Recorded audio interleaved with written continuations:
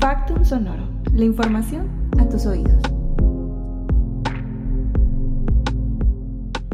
Bienvenidos a Sobre la Mesa, soy Jessica Ábalos y estoy con César Fagoaga en el episodio 8 del podcast de Revista Factum. César, ¿qué es lo más importante que te pasó en estas 2 semanas? Bueno, primero, una de las cosas más importantes es que vos cumpliste años, así que felicidades. Bueno, muchas gracias. Y me corté el pelo también. Eso. Espero que se note. Segundo, yo creo que tuvimos una interesante, por llamarlo de alguna manera, crisis comunicacional de parte del gobierno, que el gobierno suele inventar problemas para resolverlos, pero de eso es lo que aborda el editorial de esta semana, así que no me voy a adentrar sobre eso, pero creo que tiene alguna relación con el tema que vamos a hablar, los coletazos de un acuerdo donde el gobierno se vio muy sumiso, necesita dinero, está el gobierno de El Salvador inmerso en una crisis económica muy importante. Y yo creo que todo lo que ha girado alrededor del acuerdo con el Fondo Monetario Internacional, con el descalabro de lo que implicaba el Bitcoin para el gobierno salvadoreño, y todo este relajo que alcanza a lo que ocurrió con el cierre y reapertura de Chivo Pets, tiene que ver como lo más relevante que ha pasado en estas últimas 2 semanas. Y bueno, vos decías, de hecho vayan y busquen ese editorial que aborda justamente el tema del nuevo show, pero en cuanto a lo del FMI, vos decís que el gobierno se ha visto sumiso. Yo tengo mis dudas sobre eso, César, porque yo no sé si es sumiso, porque yo no entiendo a qué está jugando el presidente cuando le promete una cosa al FMI y por otro lado sigue siendo jugarretas con el Bitcoin, que lo abordamos en el editorial pasado. Sí. Pero entonces, vamos a hablar ahora y vamos a poner sobre la mesa este acuerdo, qué implicaciones tiene y qué sabemos gracias a este salvavidas. Yo decía, realmente será un salvavidas, pero llamémosle un salvavidas.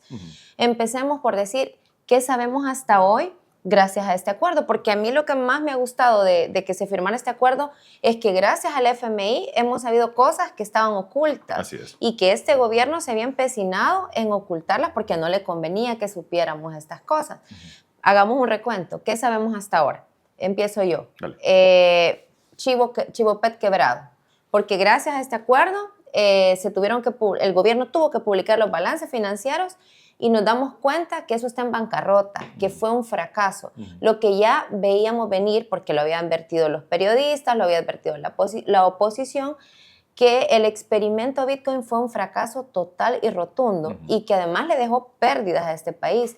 Y solo me acordaba cuando le regalaron los $30 a la gente, ¿cuánto fue que le dieron a la China? $30 de un fondo de $300 millones. De un fondo de 300 millones, y yo decía, en aquel momento lo pensé, dije, esto nos va a salir caro, y lastimosamente me funcionó la bolita y nos salió carísimo, porque ya las cifras confirman que esto fue un fiasco. ¿Qué más sabemos? Pero fíjate, solo volviendo a ese punto, hay que como que separar las cosas. Chivo Pets como empresa y los balances demuestran que está quebrado. Pero por otro lado, el gobierno le sigue inyectando presupuesto al hospital para que continúe funcionando. Son como dos cosas. Por un lado, que está quebrado como empresa porque evidentemente no existen, hasta donde sabemos, ganancias de Bitcoin y que eso mantenga esta operación, sino que es el gobierno subsidiando algo que se mira bonito desde fuera y que está completamente lleno casi todo el tiempo. Y digo esto porque esto va de la mano con otro tema. Chivo Pets tiene más presupuesto que algunos hospitales públicos que atienden a personas, y que creo que ese es otro debate que podemos tener en otra ocasión, pero que es interesante, es decir, ¿hasta dónde llega la necesidad de este gobierno de aparentar que estamos bien? Y eso es interesante. Es como aquella gente que se viste de una manera impecable, que va todo impoluto, con las mejores ropas y no tiene para comer. Pues eso mismo creo que tiene que ver con esa figura encaja este gobierno, porque necesita aparentar que su gran apuesta, que está relacionada con lo de Bitcoin, que en este caso es Chivo Pets, está bien, cuando en realidad no está bien. Y entonces yo creo que una de las cosas que nos dimos cuenta es esa. Y nos dimos cuenta además que tuvieron que montar un espectáculo, otro más, para que la gente dejara de hablar de esto, que dejara de hablar de lo que implica, todo lo que implica este acuerdo para el gobierno de El Salvador. Mira, y otra cosa, o sea, al final creo que si lo tuviéramos que resumir en una frase es, este acuerdo nos ha dejado en evidencia que estamos en números rojos en todos los sentidos. Así es. Porque ya nos dijeron, con Chivo fue un fracaso, el Bitcoin, el proyecto Bitcoin fue un fracaso, Pero otra cosa que ha quedado o que salió a la luz es este tema de las pensiones, que ya lo veníamos anticipando antes, ya lo habíamos hablado en otro sobre la mesa.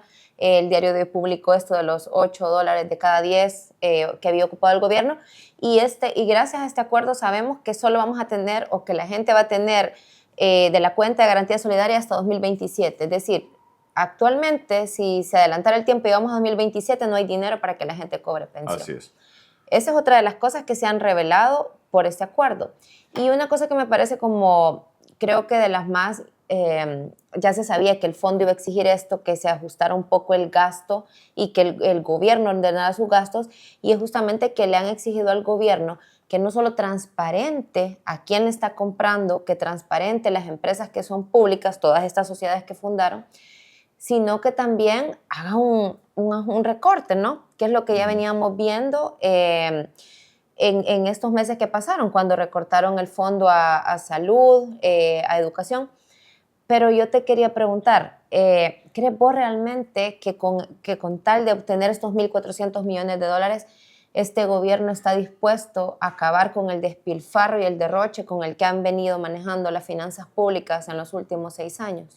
Mira, primero, antes de contestarte eso, creo que es bueno o sea, dejar claridad cuánto estamos hablando del dinero. Se dice son 1.400 millones aproximadamente, en realidad son 1.033.92 millones, pero este acuerdo ahora firmado, que es un acuerdo de 40 meses, que equivale al 360% de la cuota que El Salvador está comprometido a dar al fondo, abre la puerta para que El Salvador busque otro tipo de financiamiento que puede llegar hasta 3.500 millones de dólares. Y yo hago esta salvedad porque me parece importante. No son 1.033 millones de dólares, sino que es la posibilidad de llegar a 3.500 millones. Lo que habla, o más o menos describe el agujero que se tiene en la economía de El Salvador y por qué es tan necesario este acuerdo. ¿Por qué el gobierno ha hecho todo lo que estaba más o menos en contra de lo que habían dicho que iban a hacer? Porque hay que recordar que Bukele se mofó del Fondo Monetario Internacional en varias ocasiones, ha dicho que no va a cumplir, pero al final ha terminado cumpliendo. Lo de la ley Bitcoin, quitar que el Bitcoin sea moneda de curso legal, creo que es lo más evidente de todo esto. Pero hay otras cosas que no estamos viendo. Esto creo que es importante. Y ya después, concretamente con la pregunta, yo no creo que vaya a cumplir directamente, porque este gobierno necesita seguir aparentando lo que no tiene y necesita mantener el circo y a la gente contenta, necesita estar constantemente entregando pan, con lo cual hay gastos dedicados a la propaganda, al marketing, a hacernos ver que estamos viendo en Suiza que no se pueden detener, porque cuando eso se detenga, entonces ahí va a haber problemas. Y entonces yo creo que el gobierno, aun cuando está listo para reprimir, va a querer retrasar lo más posible ese momento donde haya un descontento popular. Con lo cual, más que quieran o no quieran, es que creo que así como han configurado su política, que básicamente es basada en la propaganda, no pueden hacerlo de otra manera. Ni tampoco creo que quieran hacerlo de otra manera. No, ya lo vimos a inicio de este año además, o sea, cuando ya estaban bien avanzadas las negociaciones con el fondo, cuando decidieron dar el subsidio para los recibos. O sea, nunca explicaron la cuestión técnica o cómo iban a sostener o cómo iban a financiar ese subsidio, ese pago. Entonces, son como señales que te dicen, realmente yo tampoco creo que vayan a sacrificar el tema publicitario, la propaganda o las pólvoras, los fuegos artificiales. No creo que vayamos a ver eso pronto.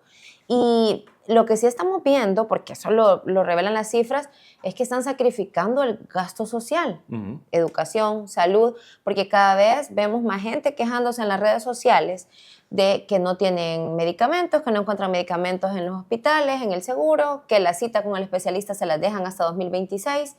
Y creo que eso solo va a ir en aumento. Y lo que me llama la atención es que según estos mismos números, hayan decidido priorizar cosas como el gasto en el ejército o los gastos para la presidencia. O sea, la verdad que me parece bien cara dura que hayan decidido recortarle algo tan importante como la salud de las personas. Pero es que al final es eso, es decir, no tampoco, cuando se han metido, o sea, la mentira es tan grande que ya no pueden salirse de ella y necesitan seguir mintiendo y gastando lo que no tienen para mantener el engaño. No me quiero quedar con esta cosa que vos decías, porque me puse a buscarlo en el reporte del Fondo Monetario, en la página 27, por los que tengan y lo vamos a colgar aquí, el reporte del Fondo Monetario, lo que dice sobre pensiones. Y dice, la reforma de pensiones de diciembre de 2022, la reforma de las pensiones estableció una garantía gubernamental explícita y creó una responsabilidad. De hecho, dice, quiero ver, como resultado, dice, las pensiones y el stock de activos comenzarán a disminuir en 2023. Según las proyecciones del personal, los activos se agotarían alrededor de 2027, momento en el que el departamento, o sea, que El Salvador tendrá que intervenir por cantidades de alrededor del 0,5% del Producto Interno Bruto. O sea, este es un análisis que hace el personal técnico del Fondo Monetario respecto a la situación de El Salvador. Ya nos vimos jubilándonos a los 70 para poder cobrar. No, nadie va a tener. Es que hay una cosa que creo que es bien importante. La gente, hay un montón de gente que no cotiza en ningún, ¿cómo se llama?, sistema, porque son comerciantes informales, porque venden en la calle. Bueno, si tenés suerte de vender en la calle, porque mucha gente la han quitado y ya no tiene cómo ganarse la vida. Pero aquellos que han cotizado tienen que tener en cuenta algo.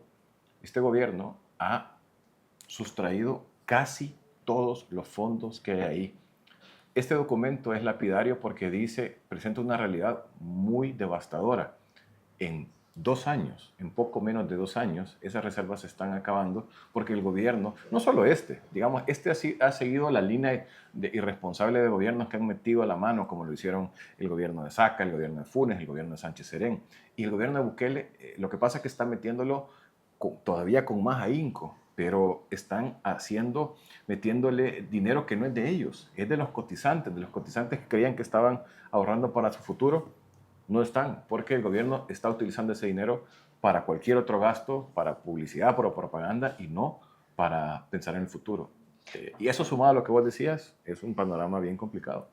Mira, y una cosa que le ha pedido el fondo al gobierno como parte del acuerdo es que se mejore en el tema de transparencia y rendición de cuentas, en el tema de transparencia fiscal, y que revele lo que decíamos al inicio, a quién le están comprando. Yo me metí a hacer el ejercicio antes de empezar a grabar y ver en Comprasal, eso sigue igual que antes. O sea, todavía no puedes tener acceso a quiénes son los proveedores ni los montos. Vamos a ver si al final de este mes, porque entiendo que es marzo el plazo que han dado para que lo cambien, para a ver si esto realmente cambia, si empezamos a descubrir quiénes se han estado enriqueciendo con todos estos contratos de construcción, todos los de servicios que ha estado otorgando el gobierno. Va a ser bien interesante ver eso. Pero más allá de si lo abren o no, ¿cómo crees vos, o mejor dicho, qué tipo de rendición de cuentas podríamos esperar de un gobierno que se ha encargado de declarar reservado todo y de tener oculta toda la información posible? Yo creo que algo van a tener que ceder el gobierno, no ante la población de El Salvador, sino que ante sus donantes, en este caso sus acreedores, mejor dicho, en este caso el Fondo Monetario. Al Fondo Monetario no creo que le vayan a negar toda la información. Ahora, la clave va a ser si El Salvador conocerá de alguna manera estos reportes que el gobierno está obligado a entregar al fondo, o sea, si el fondo los va a dar, o si El Salvador o el gobierno de El Salvador lo va a dar. Esta segunda opción la veo totalmente inviable. Yo no veo a El Salvador mostrando sus propias cifras por voluntad propia. Más bien veo una posibilidad, aunque pequeña, de que el fondo se atreva a liberarlo. Pero hay que recordar también un antecedente. Cuando el mismo gobierno Bukele bloqueó un informe previo a este acuerdo, donde se hablaba de la situación fiscal en El Salvador. Le prohibió al Fondo Monetario, en ese momento se estaba negociando, que hiciera público ese informe. Con lo cual hay que pensar que pueda que esos informes existan, lo que no sabemos es que sí los vamos a conocer. Mira, y yo la gran pregunta que me hacía luego de leer el documento, de ver los acuerdos, es cómo el fondo decide asumir el riesgo de prestarle a un gobierno que ha sido tan poco transparente y que además ha debilitado la democracia, que además ha debilitado el Estado de Derecho y que además en un país donde no hay seguridad jurídica. Porque en este país, si mañana se le ocurre a Bukele que se cambie la Constitución porque quiere o tiene otro antojo, lo van a hacer, porque los diputados hacen lo que él quiera, porque ya lo demostraron, porque ya se religió inconstitucionalmente. Entonces yo decía, bueno, ¿y cómo? ¿Por qué el fondo? ¿Por qué un organismo como ese se la juega y decide correr el riesgo de prestarle a un gobierno como este? Fíjate que esa es una gran pregunta y hay cosas que yo creo que no estamos viendo y que no sabemos, hay acuerdos, y esa es la gran pregunta. No por el tema de seguridad jurídica o temas que nos deberían como importar a los salvadoreños, que la democracia, el Estado de Derecho, porque eso ya no existe, y está claro que a la cooperación internacional, a los países amigos, eso no le interesa a un carajo. Aquí la gran pregunta es si El Salvador tiene la capacidad de pagar ese préstamo. Y yo creo que eso es como lo que tenemos que ver, de dónde va a salir ese dinero y qué garantías se tienen. Porque todo lo demás, realmente creo que a alguien como una institución como el fondo, le importa poco o nada. Y hay que ver a quién empiezan a apretar la tuerca, porque si lo que quieren es que haya más ingresos, o sea, vamos a ver realmente que van a empezar a cobrarle más impuestos a las grandes empresas, a los millonarios, o realmente van a empezar a ahogar o seguir ahogando al pequeño comerciante, al mediano comerciante. Viste que hace poco publicaron una lista de restaurantes que estaban cerrando, habría que ver qué está pasando, si es el tema de la economía, si influyó el tema de la reforma y las multas por el consumo de alcohol, pero también habría que preguntarse a quién van a empezar a apretarle más o a asfixiar más con tal de generar más, de recaudar más, si va a ser al gran contribuyente o si nuevamente los más afectados van a ser la gente de abajo. Yo creo que sabemos la respuesta de eso. Ya, pero no hay que ser tan pesimistas porque siempre nos tildan de pesimistas, porque además ya empezamos a ver señales. La gente de los negocios chiquitos cerrándolos, ahora exigiéndoles más requisitos para tener un pequeño negocio, hasta tu pupusería, tu comedor, tu pequeño negocio tiene que cumplir grandes estándares e incurrir en grandes gastos para poder mantenerse. Entonces vamos a ver si esto también se traduce en el tema fiscal. Mira, hace 2 semanas, porque ahora estamos cada 2 semanas, le decíamos a la gente, hablamos en este episodio de cómo cada vez se reducía el nivel para podernos expresar y recibimos varios comentarios de gente que dice, bueno, si no tuvieran libertad de expresión, ustedes no podrían estar teniendo ese programa. Pero también recibimos varios comentarios de gente que definitivamente percibe esta situación de que cada vez la gente en la calle tiene más miedo de hablar de los problemas que tiene o de la inconformidad que tiene con las decisiones del gobierno. Así que voy a leer un par de comentarios antes de que pasemos a la parte de recomendaciones. Bueno, nos decía George Soto, y lo peor de todo, no hay nadie quien detenga a este falso profeta ya que cuenta con el apoyo de Trump.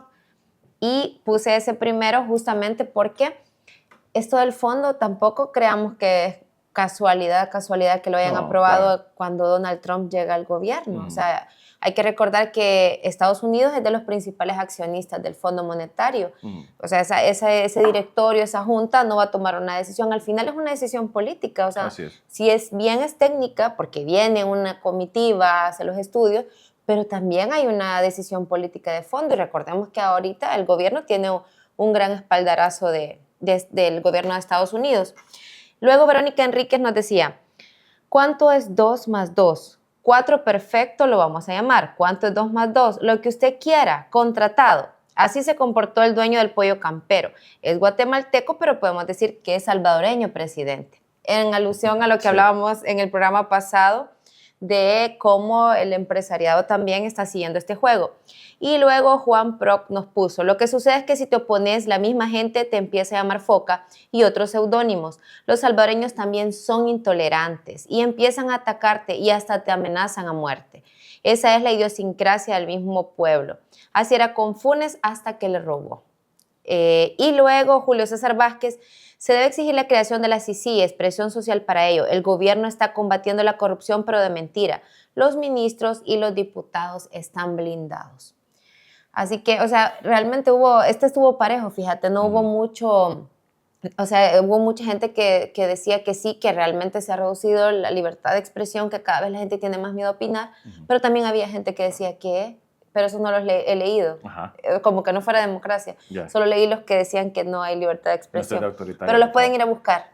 Vaya, mira, entonces, ¿qué recomendaciones? Espérate, antes de las recomendaciones, yo quería recomendar en este reporte del Fondo Monetario, yo les recomiendo leer la página 68, apéndice primero, que es una carta dirigida a la directora gerente del Fondo Monetario, a Cristalina Georgieva, que es la carta de intención que firma el ministro de Hacienda, el señor Gerson Posada, y Douglas Pablo Rodríguez, el presidente del Banco Central de Reserva. El que pagó el préstamo en un tiempo récord, según la publicación de Facto. Que puedan revisar esa publicación en Facto, en esa publicación de nuestra periodista Loida Martínez Avelar. Esa carta es bien interesante y todo lo que viene después porque es el gobierno desnudándose, diciendo que todas las cosas van bien, pero dice... Y ahí comienza, reconocemos la necesidad de abordar los desequilibrios macroeconómicos y consolidar con prontitud las finanzas públicas. Hay un reconocimiento que las cosas están mal. Está en lenguaje diplomático, en lenguaje así que muy leguleyo, que no, pero lo que se entiende aquí, dice, entendemos la importancia de contener los riesgos de nuestro proyecto Bitcoin, incluyendo salvaguardar la estabilidad financiera y brindar una protección adecuada a consumidores e inversionistas. Y así varios puntos. Esto es el gobierno de El Salvador bajándose los pantalones y todo ante el Fondo Monetario. Y eso es una de las cosas que creo que merece la pena, porque junto con el análisis que hace el Fondo Monetario, creo que pintan un panorama bien complicado para la economía nacional. No me callo No. Pero yo creo que es bien importante eso. No, está bueno. O sea, la vamos a contar como la recomendación de la semana. Yo creo que es importante que toda la gente vaya y lea esto. Son 100 páginas, 111. Tal vez no todo, pero sí hay muchas cosas, o sea, da mucho de qué hablar este acuerdo. Yo creo que nos ha dejado ganancia ya este acuerdo, o sea, independientemente de en qué van a ocupar el dinero, si lo van a ocupar bien, porque yo tengo dudas de eso. Sí. Creo que ya nos dejó una ganancia y es que estamos conociendo datos y números que el gobierno no se hubiera atrevido a soltar si no es por esta presión. Bueno, pero además hay que decir que el gobierno no lo soltó este informe. Bueno, sí. Lo soltó el Fondo Monetario, con lo cual... Hay que preguntarse si nos hubiéramos dado cuenta de esto de otra forma, y yo creo que no. Si no hubieran dicho que eran inventos o mentiras de la oposición. ¿Y te puedo dar entonces ya mi recomendación? Ahora sí. Ya la primera es que lean el acuerdo. Sí, lúdica esta. Sí, la segunda. Vaya. Esto es una serie que vi hace unos días, cuando estaba menos triste, que se llama El mejor infarto de mi vida. Yo creo que está en Disney Plus, y está basado en un libro del escritor argentino Hernán Casiari. Si llegan tarde a conocer a Hernán Casiari, Orsay es justamente el creador de la editorial Orsay, y es un tipo que hace unos espectáculos solo leyendo, o recitales como le llama él, que son geniales. Los pueden buscar en YouTube y demás. Es un libro de él y que hicieron esta serie de 6 capítulos, muy cortitos, que se disfrutan bien, es comedia, es humor muy inteligente, me parece, y está entretenido. El mejor infarto de mi vida. El mejor infarto de mi vida. ¿Más o menos sobre qué va? Va sobre un escritor, que es un escritor fantasma, que escribe para biografías para otras personas, que está sufriendo una ruptura amorosa con su pareja en ese momento y se encuentra con otra persona que le ayuda a pasar eso. Y se juntan varias historias ahí. Es interesante. Me interesa porque yo seguía a Casiari desde que tenía la revista, entonces sí, promete. Mira, no, es que he estado viendo novelas coreanas, entonces no voy a recomendar una de mis novelas coreanas porque hoy quiero hacer una recomendación seria, porque yo siempre traigo lo banal a esta mesa. Entonces ahora les quiero recomendar que vayan y vean la última publicación de Gato Encerrado. Es una investigación que creo que la hizo Cristian Meléndez, que va sobre cómo esta asamblea hizo lo mismo que hacían los mismos de siempre, y es darle dinero del presupuesto a las ONGs vinculadas a nuevas ideas. Y se acuerdan que hasta crearon una comisión para interrogar a toda la gente del FMLN por qué hizo esto. Pues Gato Encerrado nos contó esta semana que ellos hicieron exactamente lo mismo y con ONGs que lo que hicieron fue apoyar la reelección presidencial. Así que les debo el título, no lo copié. Aquí lo tengo. Ahí lo tenés.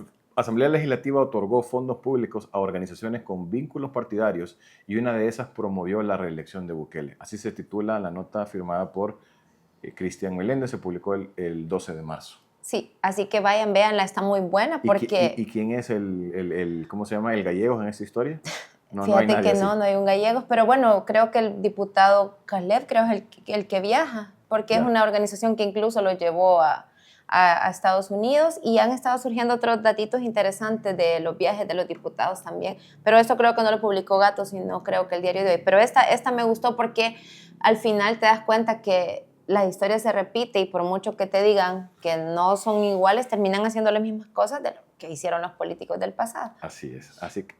Bueno. ¿Sí? No, Nos vamos ya.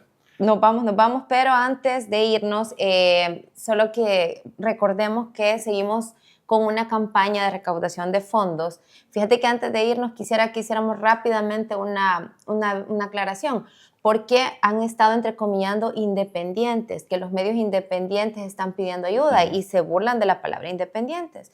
¿Por qué decíamos ser un medio independiente a pesar de recibir financiamiento de USAID? Porque nuestro método nos avala, porque independientemente en este caso de los fondos que llegaban a través de grants o de cooperación internacional, eso nunca puso en entredicho la metodología y la ética que teníamos para la hora de publicar nuestras investigaciones, que todo estaba sustentado, que todo estaba verificado y que a día de hoy no hemos tenido ningún problema. Eso significa ser independiente. No, yo creo que otra cosa también es, vaya, si vos dependés, por ejemplo, como el diario El Salvador, que tu salario te lo paga el presidente porque él es quien decide cómo se administra el presupuesto, jamás vas a poder escribir una línea en contra del presidente o del partido de gobierno. Nosotros, a diferencia de esa dependencia, porque sí hay una dependencia económica, pero no editorial. Así es. Y a diferencia de esa dependencia, acá jamás, ni de USAID, ni de ninguna otra organización que nos diera financiamiento, se metían en todas las discusiones editoriales, ni tan siquiera se enteraban de qué era lo que publicábamos o de lo que vamos a publicar. O sea, y pueden ir incluso a revisar editoriales muy duros contra el mismo gobierno de Estados Unidos cuando USAID era el que a través de implementadores nos daba financiamiento para algunos proyectos. Sí, es que la verdad es muy verificable esto que estamos diciendo. Nosotros nunca hemos estado supeditados a ningún otro interés más que el de la línea editorial nuestra. Y eso es verificable. Entonces, eso es independencia. Independencia, poder hacer y hablar de lo que queremos siempre que esto sea verdadero, sustentado. Y yo creo que eso van a encontrar mucho en Factum y nada en Diario El Salvador, porque para empezar eso no es periodismo, ni hay periodistas. Sí, verdad, qué fea comparación la que hice. Bueno, sí. Pero hicimos quería que habláramos de esto porque justamente el presidente se refirió esta semana al tema, pero para que recuerden que tenemos activa esta campaña, que todavía pueden contribuir. Está el QR donde pueden ver la manera en cómo nos pueden apoyar para seguir haciendo este tipo de periodismo malcriado, pero a la vez serio, que hacemos. Así es, y recuerden que la corrupción no se destruye, solo se transforma, en este caso en los colores de nuevas ideas, después de ver este reportaje de Gato Encerrado. Y ya con esto y con esta recomendación nos vamos. Esto fue Sobre la Mesa, el podcast de Revista Factum. Nos vemos a la próxima y no olviden suscribirse y activar las notificaciones. Factum Sonoro, la información a tus oídos.